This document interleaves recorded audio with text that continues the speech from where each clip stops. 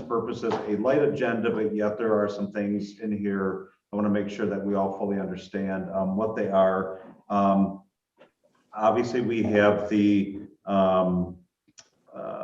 Walker Ridge establishment. They're one and the same. And as Daryl's getting set up back there, we'll tee those off. He's also going to touch on the amend authorized list of the financial dealers. It's something that we do semi-regularly, but just making sure with all the bank mergers and acquisitions taking place that we're lined up there. And then I think the dispatch agreement we should be able to cover as well from that. So if that's all right with you, Daryl, I'm going to tee up to you for the resolution 595 and 596. Just some background on these. We will not be able to vote on these until the 7 o'clock hour, but I think we can have discussion, get any questions out of the way on them. So I will turn that over to you. All right. I'm not sure if the applicant will be here at the 7 o'clock meeting or not. I know Sarah had sent out information to them, but basically this is the new spec building that's being constructed east of the Amazon site off of 4 Mile. And what they're asking for is the first couple of steps of obtaining a tax abatement. First, they need to create a development district, which will be for the property. And then the second request of the resolution is for the actual building itself to declare that availability for a PA 198 tax abatement. And they will come back after that fact when they have a tenant for the building that would actually seek the certificate for the tax abatement. So they're just kind of getting ready in anticipation of tenancy in the building. And these are the first 2 of 3 steps. So typically they'll get this into place, and then when a tenant comes in, be back before you for that specific request. All right, commissioners, any questions on that? Because this is something for most of you. This is something new that's not come up before. So I'll open it up to the group for any questions or discussion on this. Yeah, Daryl, can you elaborate a little bit? What exactly is an industrial development district? And as I understand it, do I understand correctly that we're being asked, or it's been suggested that there's some rezoning going on here or something? Zoning? Well, I'm not sure. Can you start with what is an industrial development district? Sure. The district is actually the area that they have to, it's a part of the state law. It's the district is the area within which the building is located. And what the 198 is, basically it's a 50% reduction in their ad valorem property tax. That would be for the tenant. So it's basically a tax break or a tax reduction. And historically, the city of Walker has granted these because our tax rate is so low for property tax. And we are concentrating more on the jobs and the income tax when a lot of these industrial projects come in. So first they establish the district. Within that district, it's the building. And then the tenants within that building would be the one that would actually seek the abatement. But this is setting it up for the eventual ask for a reduction of property tax. And is that in perpetuity? Typically they run for, the district is typically in perpetuity, but the certificates can be granted for a maximum of 12 years for the tenants. And there's a formula that the assessing department uses depending on that tenant to recommend a length of that abatement. Thank you. You're welcome. I have a question.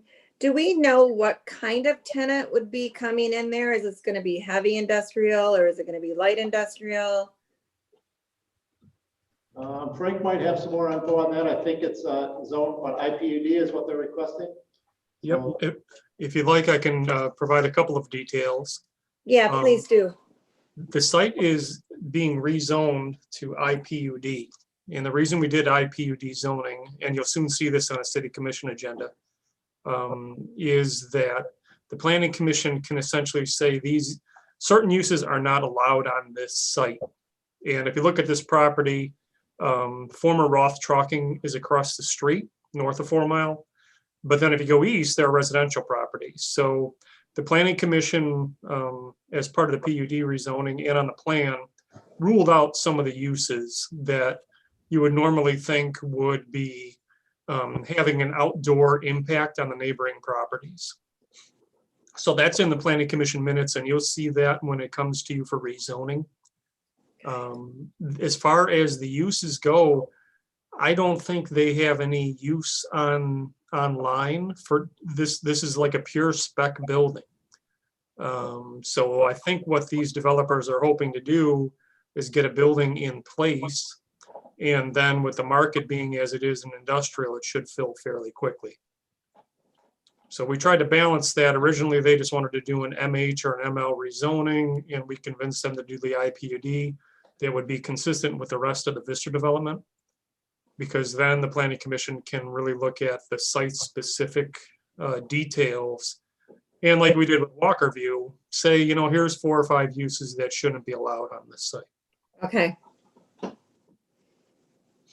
How big of a building is that again? I don't. 260 million or 1,000, 260,000. 260, so it's a good sized building. That for scale, the Amazon building going in across the street is like 135.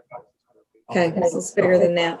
Yeah, and if you've been out to Amazon lately, you can see that's a big building. So, you know, I think they're talking about building it in 2 phases. But who knows, if they get one developer on the hook, they may build the whole thing at once. So it could be anything from storage to a stamping plant, right? Is that what? Technically, yes. Yeah, I can speak a little bit to it just to say that we put some restrictions on it so that we wouldn't get some of the more disruptive and heavy uses on the property. And the intent behind that was to give some consideration to what could develop to the east, especially. And not knowing the future for those properties, but understanding that they have the intent to be residential moving forward. But yeah, the variety of uses are pretty broad in that light industrial category, but that's kind of the intent for it. I'm not familiar. How far east does that go, or how far west? We'll just say, I lost. There we go. How far west of Peachridge is that development? I guess. So this is just the other side of the extension of Hendershot. Okay. So a quarter mile probably then. Okay. I don't think the Peachridge neighbors are going to be too impacted by this one. No, it's more the lot that's immediately north of the water tank. Mm-hmm. Okay. Yeah, and then there are a number of vertical lots there between there and Peachridge that. On 4 Mile, those residential houses. Yep. Are on 4 Mile. Exactly.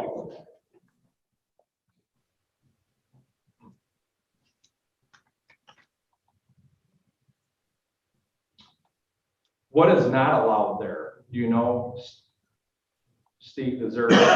There's a list from the Planning Commission, and that'll come back to us when we get the rezoning stuff. That those restrictions will be tied into there, and we'll be able to look those over. It wasn't a ton of uses, but we did discuss with the developer having some of the specific categories that were listed restricted, and then trying to maintain that intent as well. But yeah, again, that'll be a decision before us. I'm not 100% sure when, Frank, but I know that should be coming through. I'm gonna step off screen a second because there's Jason's let me know there's sound reverb in the background. Yeah. But continue the discussion. So we could have 20 employees there, or 2,000 really, right? Yeah. So Daryl, can you explain the tax piece again? I just want to make sure I understand that. We won't be collecting property tax on this building? 50%. 50%. It's a 50% abatement, right, Daryl? Yes. Okay. Yeah. And that's for a fixed period of time. Yeah. Maximum of 12 years at 50%. Yeah, and we've done this in other parts of the city as well, correct? Yeah, we used to see these on a very regular basis, and because things have slowed down in the industrial area, and actually a lot of the properties in Walker View have already sought 198s from Grand Rapids, but they had to go through Grand Rapids because they're in the 425 area. Is that one first building to the west of Bristol? Yes. On the south side of the road. South side. I can't remember the name of it Yeah. now, but okay. I think they've granted 3 or 4 of them in Walker View already, Grand Rapids has.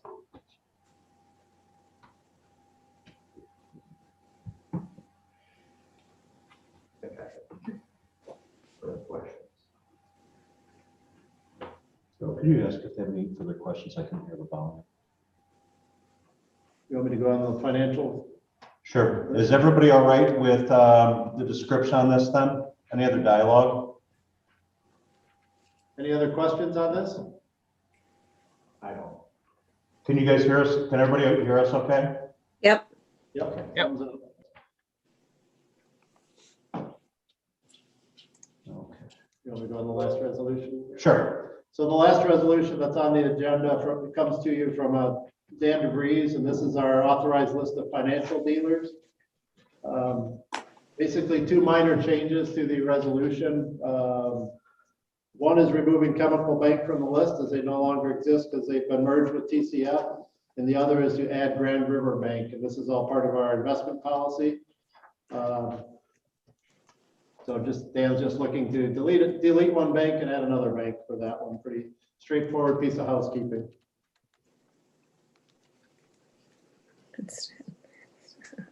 Right. Any questions or comments on these? All right.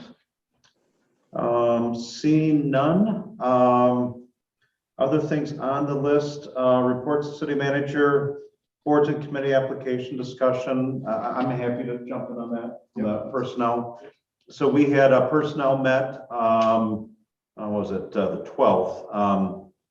And a couple things on the list. One was discussing what the process is going to look like for our police chief search. Personnel is meeting again on the 29th as our next meeting. So from that last meeting, amongst the things on there, police chief, one of the things that came up was the boards and committee application discussion, and it was really around the box of that box that exists on there, have you been convicted of a felony? And in doing our benchmarking with other municipalities in the area, in Kent County, I believe it was the only municipality that does not have that box on there was the city of Grand Rapids. So it was after further discussion amongst personnel, we had agreed to that box should stay on there for now. It's something, it's probably a fluid time. I think in our country from a federal level, state level, there may be some legislation that comes down the chute at some point in time, changing that. We felt to be an outlier right now would not be in the city's best interest. I do know there was some federal legislation that was hitting committee last week. I can't remember if it was in Congress or Senate. And what I found interesting, there was a talk of removing that box from applications nationally. So you'd have a federal law prohibiting that. However, what was going to committee, and I don't know that it's come out of committee yet, actually was for private corporations only, not the public entities. So we're held to a little bit different standard with the transparency that we're expected to have that private companies typically don't. But this is something that I don't think that we, personnel voted that no, we're, made that decision that it's going to stay based on the research and benchmarking with other area municipalities. That being said, we did have discussion. It was something that we would continue to keep an eye on and evaluate on a regular basis to see if we need to change what our approach was with that. So that was the plan for that right now. I'll open up any questions or discussion on that topic. Yeah, I just want to say I really appreciate the work that the Personnel Committee put into this, and specifically Shannon and her work in doing the survey for area municipalities. As you said, I think you mentioned the benchmarking with our area municipalities, and I appreciate all of that. But I would hope that we keep this discussion somewhat to the forefront. There's some more, I've been doing some research of my own, and I met with some employers here in the Walker area to find out what they do pursuant to their applications. And so I just want to bring that up, that the EEOC in their recommendations, and let me just pull it up here so I make sure I'm getting the right thing. So the EEOC in their recommendations to employers, this is a document called Enforcement Guidance on the Consideration of Arrest and Conviction Records and Employment Decisions under Title VII of the Civil Rights Act. And they give quite a bit of information here with different case studies and scenarios and things like that as well. But one of the things that they recommend that will help protect us from discrimination lawsuits potentially is that when we're asking questions about criminal records, we should limit the inquiries to records for which exclusion would be job related for the position in question and consistent with business necessity.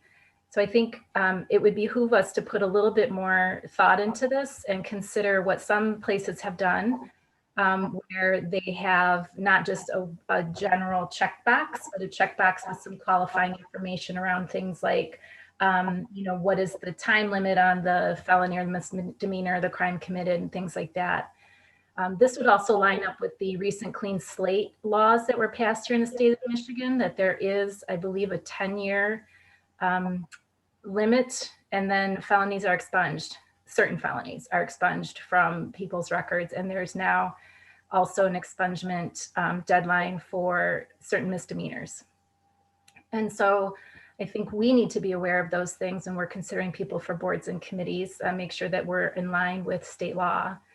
And then also, again, with the executive directive of Governor Snyder a couple of years ago, just making sure we have all that in place. And I would ask that we perhaps go to our labor lawyer, I believe it's Mr. Avila, who handles that for us, and maybe ask him what would be appropriate wording on our applications so that we can protect ourselves from a potentially discriminatory claim of discrimination. I think that would be a good move, and I would ask that the Personnel Committee consider that.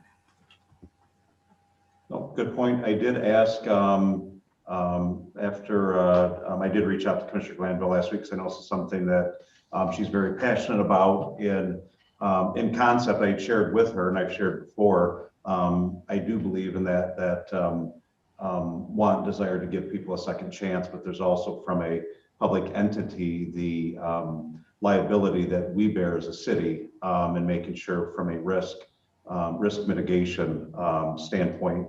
One attorney's looked at it, says we're in compliance, and I'd have to believe, and I'll get to my point, Commissioner, in just a second, but I'd have to believe if we're following the path of almost every other municipality in the area to the T, then I think I know we're in a safe spot legally. That being said, it doesn't mean that we can't have that second view. Sometimes we go for second medical opinions, and this is one to our labor attorney to validate, and if he has any suggestions on that softening that language but not putting the city in harm's way from a risk standpoint, then that'll come back to personnel at that point. So I think it's a good point. One, we agreed, all three personnel committee members did agree that it would be something that we would keep on the forefront.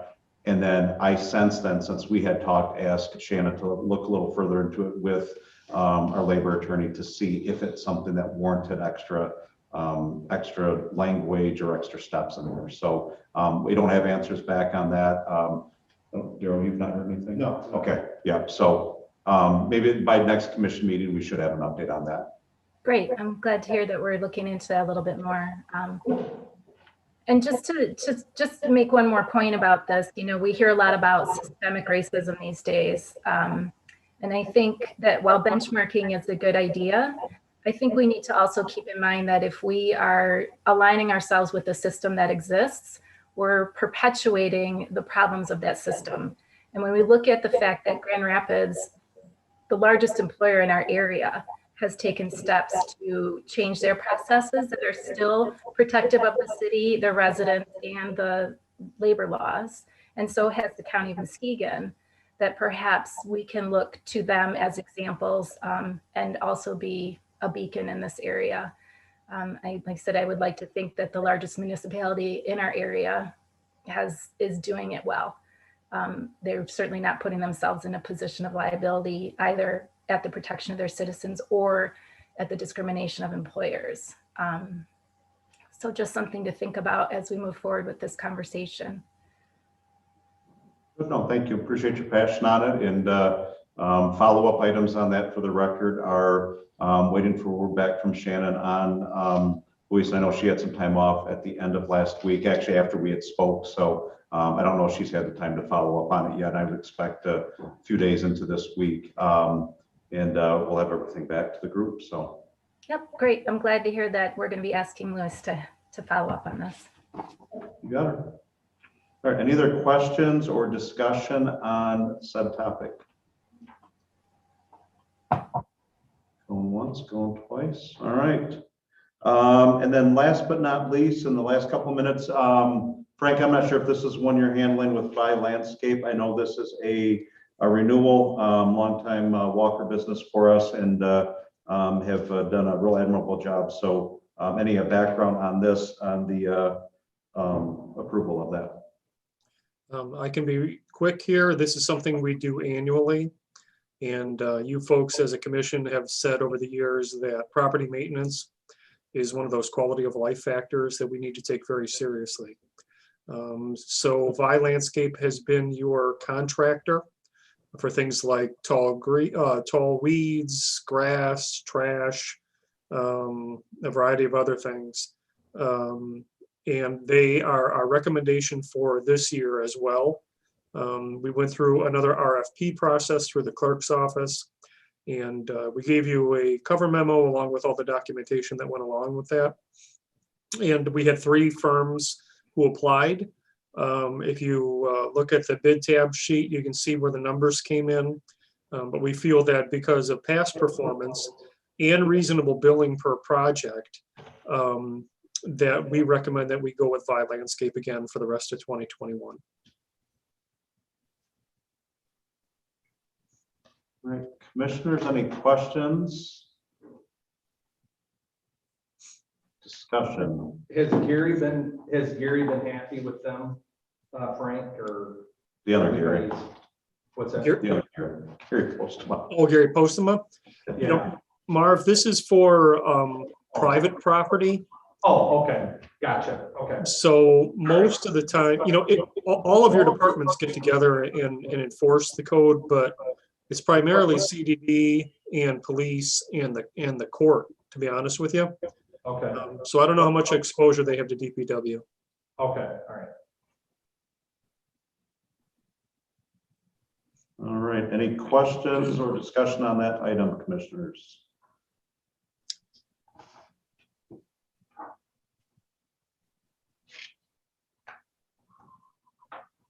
All right. What we will do at 6:59, we'll give everybody here about 20, 30 seconds. We'll get started in just a minute. Call the meeting to order at that point.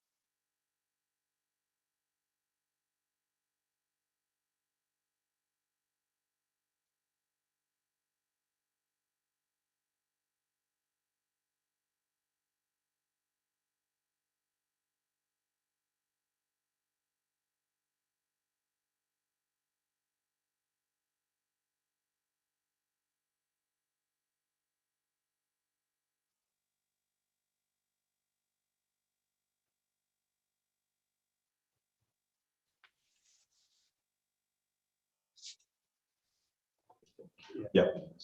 All right, everyone, we'll go ahead and call our meeting to order. It is 7 o'clock.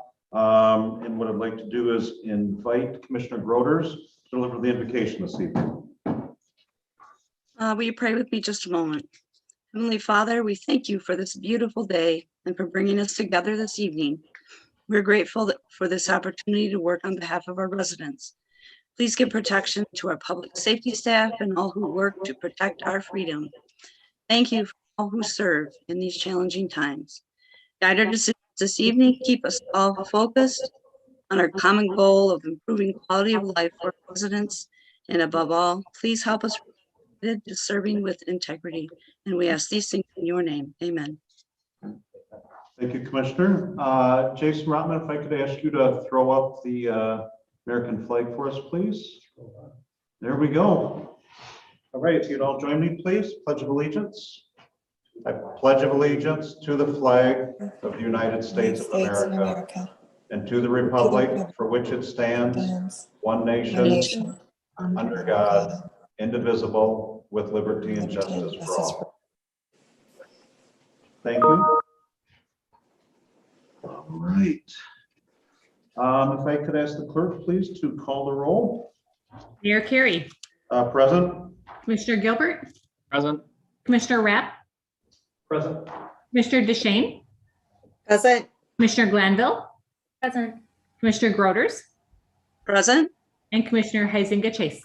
Present. Thank you. All right, thank you. If I could ask for either discussion or approval on the March 8, 2021 City Commission meeting minutes. Is there any discussion on this? Otherwise, I'll ask for a motion and support. I'll make a motion. I'll support. All right. 1 second. Heisinger, or actually Chase, I'm sorry, Commissioner Chase, and Commissioner DeShane was second. We'll throw her in there. Commissioner Rapp was close. All those in favor, please say aye. Aye. Aye. Those opposed? All right, minutes are passed. Thank you. Next on the list is a public hearing. I'm going to read my piece here. We are now holding a public hearing on the subject of an establishment of an industrial development district for Great Lakes Capital Walker Ridge at 3174 4 Mile Road Northwest, and also an establishment of a speculative building for GLC, Great Lakes Capital Walker Ridge. Anyone wishing to speak on this subject and this subject alone, you may speak now. Yeah, good evening. My name is Rich Deal. Go right ahead, Rich. Yep, thank you. Hey, no, I appreciate it very much. Good evening, members of the council. My name is Rich Deal. I'm a partner at Great Lakes. The background of this project and our request for the two kind of resolutions before you this evening. One being the kind of designation of this site on 4 Mile Road as an IDD, and then second is the kind of approval for a spec building under this program.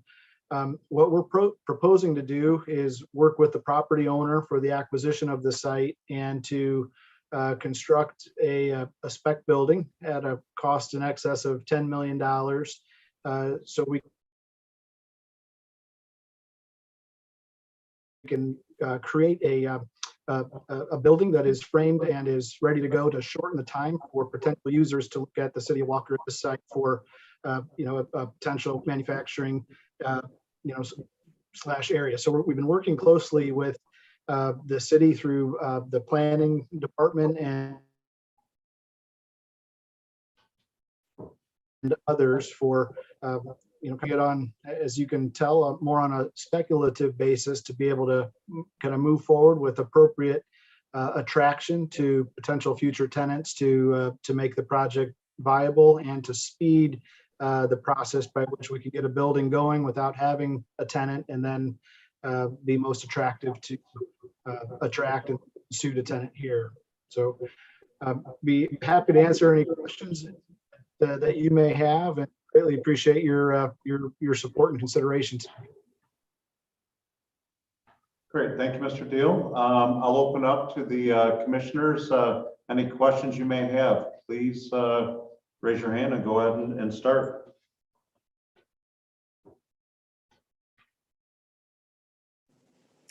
Do you have any idea of what kind of a tenant you'll be having, or are you seeking out tenants at this time? Potential? We've this is still speculative, so we don't have a slate of tenants. We're we are looking at, trying to be most attractive for, tenants that will have a little bit of light manufacturing as well as being able to warehouse and distribute from here. It's kind of a developing area, as you know, and are familiar with the site and areas going on to the west and south already. Would be kind of complementary to those, but we don't have we have kind of real estate professionals who are assisting in that regard, but nothing yet. Okay, thank you. Thank you. Commissioners, any other questions for Mr. Deal?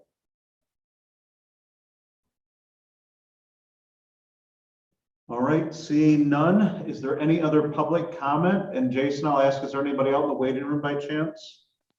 Nope. All right, thank you. Hearing no further public comments, the public hearing is now closed. All right. So next on the list is any public comment on agenda items. Any comment on the agenda items for the public? Jason, is there anybody out there? Nope. Mr. Deal, any comment for our agenda items? Well, we need somebody to ask us questions. It's all good. All right. All right. And then reports from the city manager. I'll actually turn over. Frank, we'll start with you first and then hit Daryl. We've covered the board and committee piece. Good discussion on that. And then by landscaping, any further action you need from us at this point? No, I think we're just looking for your action on the contract for 2021. And staff's recommendation is to stay with Vigh Landscape Management for our property maintenance process. And would you like us for the record to do a quick roll call to vote for it? Yeah, it'd be helpful if we could get a motion so we could have it in the record. Okay. I'll make the motion. So we have a motion of Commissioner Rapp. Do we have support? Commissioner Glanville, I saw your hand going up there. I gotcha. All right. Any other discussion on that? All right. All those in favor of approval for renewal of the contract with Vigh Landscaping for 2021 for the property maintenance from the city? All those in favor, please say aye. Aye. Aye. Those opposed? All right, we are good. All right, next, Frank, anything else from your plate on city manager business? All right, good, thank you. Darryl, I'm going to jump to you for the dispatch agreement piece, the second amendment to this. Okay, back in 2015, we entered into an agreement with Kent County for our dispatch services for police and fire. And then in 2018, we renewed that contract with Kent County for 2 more years. So at the end of December, last December, that agreement expired in the county, and along with several other municipalities in the area that use their services from Kent County. So we're looking at now extending that agreement once again. We have a great relationship with Kent County. They do a fine job for us in regards to dispatch. And we're looking at now entering into a 5-year extension with the ability that either party can get out of this extension with 1 year's notice to each other. So it really will work out better. We won't have to come before you every 2 years, and it will automatically renew after 5-year increments if there are no changes. So really just housekeeping chore, but our last agreement expired at the end of the year. We've been working basically since then until this has been then agreed to under a prior agreement with Kent County. So again, a 5-year extension to our dispatch agreement. Things are going great. Would you like, for the record, a vote on that? Yes, please. Okay. Yes. Any other no, I go have a ahead. question. Has our attorney reviewed this? I know it's really simple, but Yes. thanks. It's gone back and forth a couple times, and then, as you know, Sarah sent out a revised agreement in the mail or back in the packet last Friday because there was a small minor change to the dates, effective dates. So yeah, it's been going back and forth with the county. So we are good. Any other discussions or questions? And I would add, before I ask for a motion and support, then We ended up getting sidetracked at one point. We were trying to get to the dispatch center. For those that have not been in there before, those of us that have spent a fair amount of time, Commissioner Rapp, and others that spent a fair amount of time in that facility, it's actually to understand how our residents benefit from it. There's going to be a lot of dots to connect when you see it and understand the really the capacity and the support that we have in place that we just simply could not do here locally anymore. So that being said, we'll get that back on the agenda for a field trip for us when this settles down, COVID settles down. But I'll look for a motion and support on the dispatch agreement, second amendment. I'll make the motion. I'll support. So I saw Commissioner Rapp, second by Commissioner DeShane. Other discussion on this? All right, all those in favor, please say aye. Aye. Aye. Those opposed? All right, thank you. Dispatch agreement is passed. Next on the list is consent agenda is the expenditures in the amount of $651,332.45. Is there any other question on the agenda? I know there was one, I think earlier today, ended up getting answered. Any other discussion on this? Otherwise, I'll entertain a motion for approval and support. I'll make a motion. I'll support. Commissioner Chase and Groders. Any other discussion on the bills? All those in favor, please say aye. Aye. Aye. Those opposed?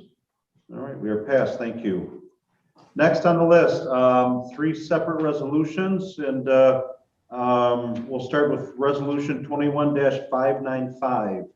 This resolution is to establish an industrial development district for Great Lakes Capital, Walker Ridge at 3174 4 Mile Road Northwest. Is there any other discussion on this?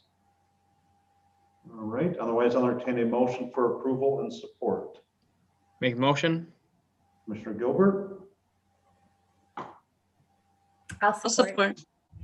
All right, Commissioner Glanville, I saw your hand first out of the corner of my eye. All those in favor, please say aye. Aye. Those opposed? All right, we're past there. Thank you. Next on the list is resolution 21-596 to establish a speculative building for Great Lakes Capital, Walker Ridge. Is there any other discussion on this? Seeing none, I'll entertain a motion for approval and support. I'll Make make the a motion. motion. Chase and Gilbert in that order. All right, all those in favor, please say aye. Aye. Aye. Aye. Those opposed? We are passed. Mr. Deal, you are all set then. Thank you for joining us this evening. Hey, thank you very much. Have a wonderful evening. Yep, thank you. Yep, appreciate it. Next on the list is resolution 21-597 to amend the authorized list of financial dealers and institutions for the city of Walker. We discussed this at the 6:30 committee, the whole meeting. And the big change on this was the removal of TCF Bank, which no longer exists legally. And then or Chemical Bank, I'm sorry, wait my tongue there. Chemical Bank, which has now become TCF. And then Grand River Bank, which has been added to the list. If there's no other discussion on this or questions, I'll entertain a motion for approval and support. Make motion. Mr. I'll Gilbert? support. Support. All right. There's Commissioner Rapp in back of me, so I'll take that one. All those in favor, please say aye. Aye. Aye. Those opposed? Excellent, we are passed. Thank you all. Mr. Rotman, anybody else out in the public waiting room? Nope. Thank you. Seeing none in the building. Commissioner Rapp, you see anybody? Oh, all right, we're good. All right, we'll move past that then. Commissioner City Manager comments. Frank, you said you are good? Just one item I'll throw out there. We have a special planning commission meeting on Wednesday night at 6:30. And that will be for the English Hills development. And that will be a what we call a hybrid meeting. So we will have people in the city commission chambers and then via Zoom. And we're going to try to do crowd control as best we can, because technically the maximum number of people in the room will be 25. I think we will do the best we can. The good thing is the developer has been meeting with the neighbors. He's met with them several times. So hopefully some of the details were worked out. But again, invite you folks either to come on in or catch up on Zoom the 24th, Wednesday, 6:30 for the English Hills project. Preferably Zoom to maintain the capacity available for residents. Yeah, I'll do Zoom as well, Steve. I'll be in the office, but I will say that we've looked at a lot of plans for English Hills over the years, all the way back to the Pulte plan in 2004. And all of the information for this project is on the city's website. So you can go out there and see all the material for this project. In my opinion, it looks pretty good. There's a lot of land preservation. They're not wrecking the site. We get additional parkland. And then it's a total of 552 units. Pulte had about 660. So 100 less units and a better design. We'll see where it goes, but the site is zoned RPUD2. So this will be Planning Commission review, and the first step will be Wednesday night. That's it. All right, thank you, Frank. Daryl? Two quick items. One, we continue to monitor the Federal Recovery Act and its passage a couple of weeks ago. Still awaiting on some final numbers. Those are still being tweaked, obviously, with a lot of questions that need to be answered, and then also a lot of direction that still needs to come from the Treasury at the federal level. So we continue to monitor that. Very positive.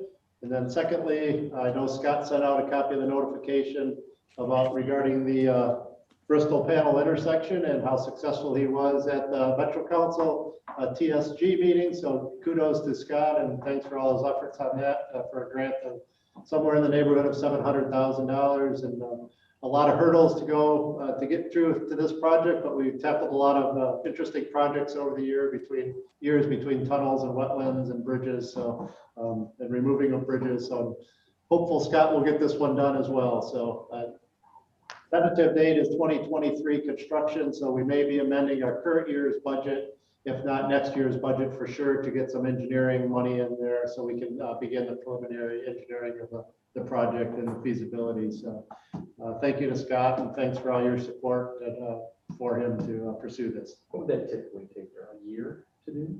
Or are you thinking even more? To design, probably six to 9 months design, and then probably a lot of discussions go on with the MDOT and the railroad in this situation because they're two important entities here. So yeah, and then construction hopefully in 23. Okay, that's all I have there. Okay, thank you. Let's start. We'll go numerical order this time. We'll go newest commissioner to tenured. So Commissioner Rapp, we'll start with you for any commissioner comments. No, I think the only thing I have is thank you, Mr. Mayor, for setting up a tour for Padnos, and I think we're going in the right direction with them. I think a lot of noise reduction has happened there, so we're moving in the right direction and they keep improving there, so that is a good thing. Other than that, I can't think of anything else that I have. All right, thank you. Commissioner Gilbert? Yeah, we had a good planning commission meeting on Wednesday. Talked about some realignment on South Industrial Drive, which is a part of the North Ridge development. It's the southerly road that goes to just a couple of lots, and it's talked about for a future potential connection with Dykstra, but there are some significant challenges to completing that. But from what I would consider a relatively minor realignment in the grand scope of the overall development. Acme Marine came through with a development on the property for Irwin Seating. So that'll be interesting to see how that progresses, but it's they'll be the first of 6 tenants in that building. Obviously the Great Lakes Capital Project came through, and maybe the most important thing for this body, the food truck and home occupations ordinance amendments went through Planning Commission again. And we are hopeful to have them before this body and approved in the near future. I think we've done a lot of work on it, and I think it's ready for prime time. So we're ready to get that one off the docket finally and have some structure in place for our folks that participate in those activities. I was also going to buzz everybody about English Hills, so thank you, Frank, for bringing that up. And the last thing on my list was we had a good steering meeting for the community center project over at the Ice and Fitness building with the library. Yeah. Interesting discussions, trying to get some just some things in place so that we kind of have a template for whenever the time comes that we decide to take that up, and getting some of those priorities set, especially from the departments and the library, who would be most impacted. So more to come on that, I'm sure, but lots of work being done. Okay, thank you. And Jason Rotman, thank you. It sounds like our sound quality is suspect at times, so thanks for monitoring that for us. Commissioner Glanville, next on the list. Yeah, I'm gonna pick up on Stephen's or Commissioner Gilbert's mention of the library, and just encourage you all. I don't know if you're aware, the library does have a winter reading program going on right now. I think it ends next week. But it's not too late to get in there and record the books that you have read, and some of the activities that you've done, and they have prizes and stuff. And I think the really important part about this is, as I recall in past reports from Craig over there, that one of the ways that they mark their impact or track their impact is through some of these online participation, online programming, things like that. So if, like me, you are a reader, I would encourage you to go ahead and do what you can to get to participate in some of those reading challenges and some of the online stuff they're doing, because the libraries, like everybody, kind of taken a hit this year, and I know what a great community asset it is. So if we can all show a little love and share that with our friends, that'd be great. And speaking of community, Bring the Basics is still collecting over there at Walker Ice and Fitness Center. The boxes are getting full, and I would just like to personally challenge everybody here on our Zoom meeting to make sure that you check it out, and hopefully can make a donation either online or at the box. And if you want to do that and tag yourself and post it and stuff, that would be fun. And moving from that into Kcca, and Kcca, of course, is the Kent County Community Action. They are going to be handling a quite large amount of federal grant CARES Act money. A lot of that is going towards winterization and also rent rental assistance that's coming through this year. A little bit under the gun because of the pace of the partisan issues we have at the state level. And so the money was released a little bit later than we might have liked, but they have, I believe, until the end of September to spend that money. And it's quite a large amount. And so they are looking to hire contractors or to work with contractors who can do the winterization work. And they're also hiring additional caseworkers to the tune of, I think, about 20 or so. They're opening some new offices down in Ionia and partnering with the Salvation Army to try to process as many folks as we can. So if we know of people in the Walker area who are struggling with rent, I know First Ward specifically, it seems like you have a lot of rental properties over there. So it might be worth, doing a little touch base with some of those folks and just finding out, making sure they're aware of the services that are out there, especially right now with the CARES Act money.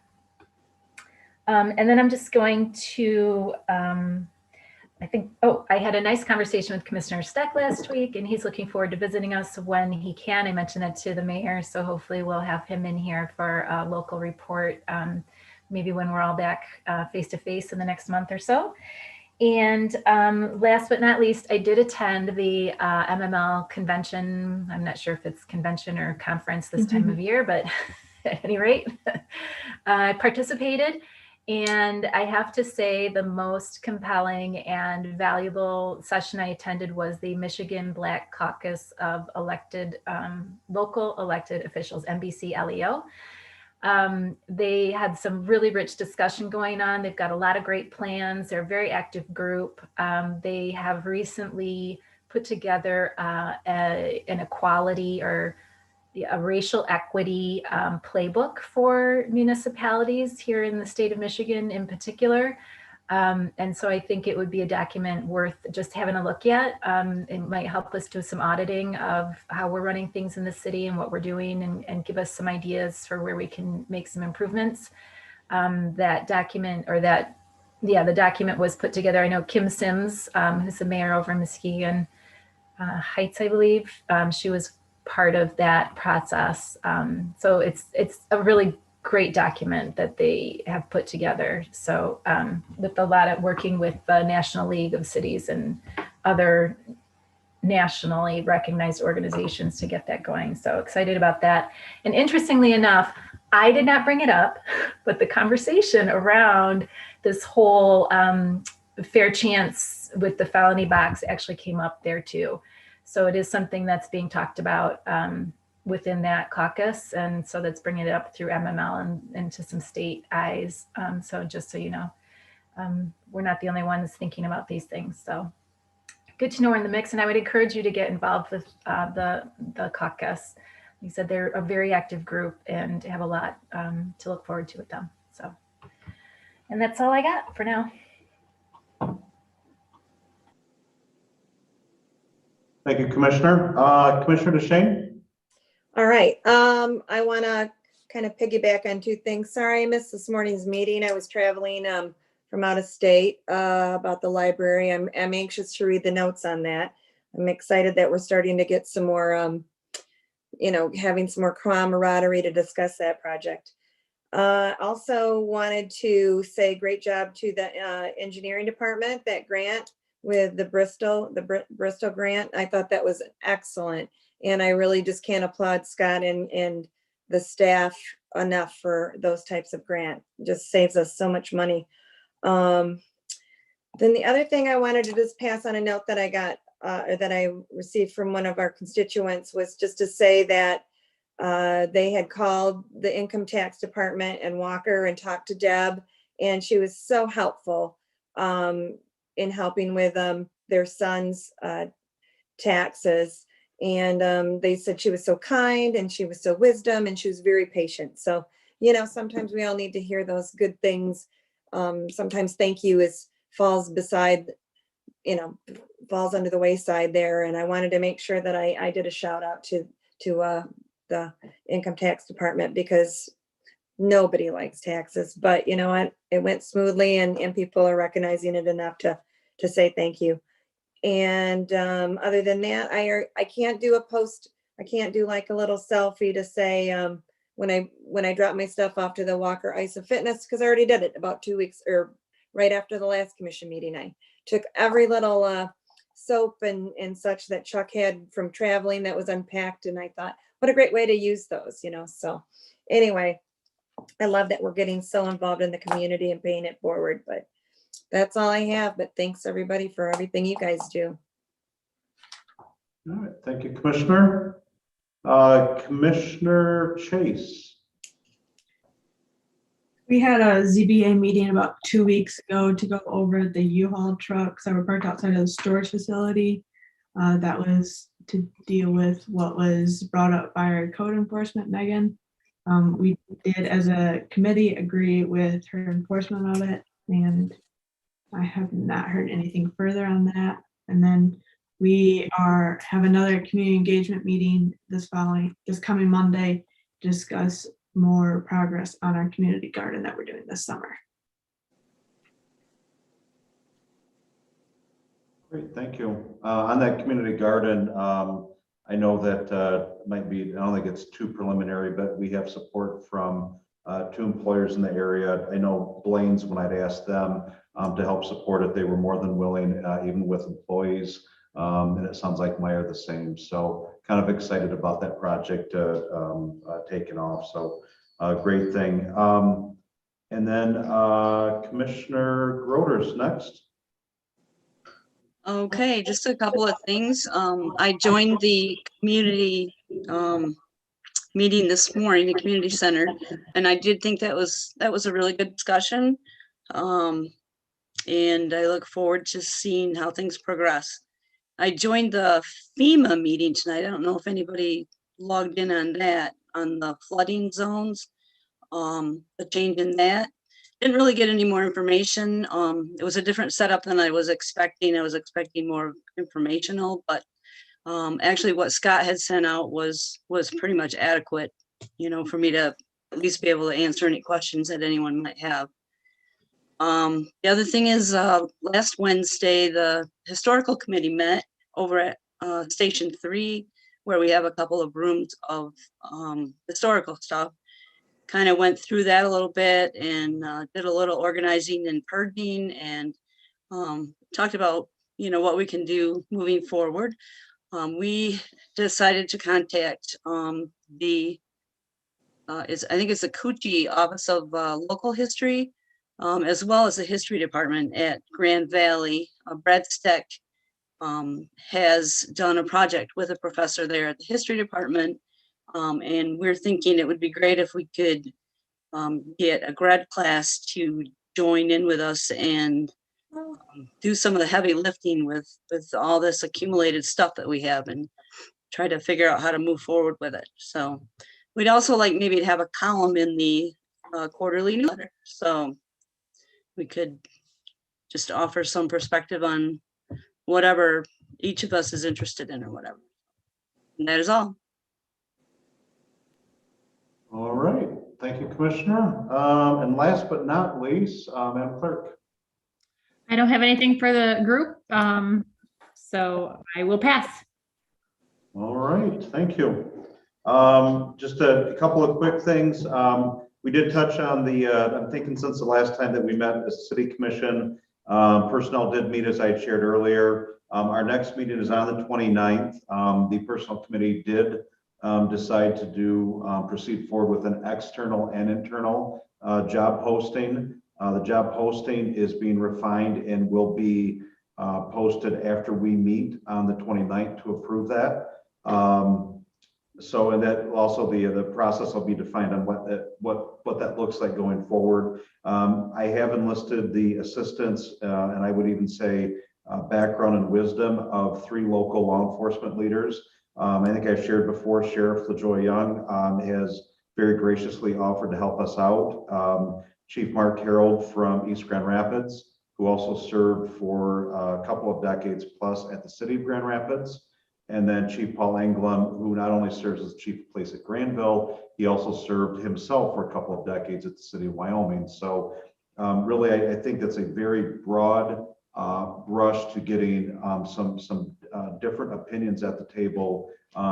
They all know a bit of what our culture and our department is like, what our city is looking for, and they'll be the early part of the other process for us. And cannot stress enough, when this all is said and done, this will be a city commission appointed position. So the process will have multiple steps through that. And as we go through that process, I think our plan is to have an offer to our next chief about 30 days or so before Chief Long is retiring. So we're starting this early. We have plenty of time to get to this. So that's from the personnel meeting. Secondly, on the Rapid, we welcome our new CEO, Deb Prados, as Commissioner Gilbert shared before. She's actually going to be out here on, I believe it's March 31st, visit the City Hall for part of that day to meet some of staff that she'll engage with over time. Love her infectious enthusiasm so far in leading the organization. Had an opportunity to sit with her in a meeting downtown last week, and I'm just incredibly impressed with our new leader there. I would be remiss if I did not say thank you to Win Irwin. Really, I don't think a thank you does justice to the immediate change in the culture and the stability he provided to the Rapid during some very, very challenging times. And you want to know why their business is so successful generation after generation. That was proof positive right there. He's just a fantastic leader, and definitely the city will recognize him appropriately here in the coming months. And then lastly, on the Rapid piece, we have a special subcommittee of looking at the refinement of what does township service model looks like. It's relevant to us because you have one of the routes that goes through up Alpine and hits some needed area. It caps out up in the York Creek apartment complex, as well as the Walmart on the north end of Alpine. It comes through our city. We have residents sometimes that come from our city up there. That's proven in the ridership. And we have people come from up north that come into our city as well. So it's a very important route, and we continue to look at the refinement in that and how can we get more riders and provide more services as well as to the rest of our city. So last two things, I also had, well, on a sadder note, our former mayor, Bob Bruner, who was here, I believe 1974 to 1980, if I remember right, had passed away. We had recently went out and celebrated his 96th birthday with a little mini parade in front of him. And it's just kind of cool to get to know him over the last couple of years. Did represent him at the funeral, did deliver the eulogy for the service as well. So last item I had was the meeting schedule. We have April 12th and April 19th are the next two meetings. And then the 26th would be the third meeting in April. Assuming we have a meeting on April 19th, Commissioner Gilbert, as Mayor Pro Tem, you'll be leading that meeting because I will be out of state on travel. And then the April 12th meeting, the plan right now is as commissioners, we'll be back here meeting in person as a hybrid model. Planning Commission started with it this past week. Commissioner Gilbert, any comments? Yay on? Okay. It's a little bit different, but it works, and I think that as we all, just like when we were starting the Zoom meetings the first time, you get accustomed to it as you do it more. Okay. Great, thank you. Outside of that, that was all I had. Thanks for indulging me there at the end. Any other comments for the good of the order? Anybody? Otherwise, I'll entertain a motion for adjournment. I'll make the motion. I'll support. All right, Glanville to Shane, thank you. All those in favor, please say aye. Aye. Aye. Those opposed? Have a great night, everyone. We're done. Thanks again, Jason. Bye. No problem.